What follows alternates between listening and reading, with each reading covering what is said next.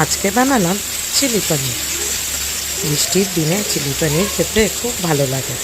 পনিরটাকে marinate করে একটু toss করে ভেজে নিলাম।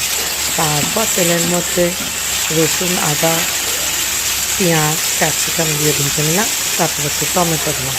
যে একটু ভাজা দেখলাম নরম নরম হয়েছে, তখন সোয়া সস, টমেটো সস আর কর্নফ্লাওয়ার একসাথে গুলে তার মধ্যে দিয়ে দিলাম। এরপর দেখতেই পাচ্ছ সেগুলোকে নাড়ছি। নাড়তে নাড়তে যখন তেল ছেড়ে আসলো, তখন আস্তে করে এইবার পনিরের টুকরোগুলো এর মধ্যে দিয়ে দেবো। ব্যাস, হয়ে গেল।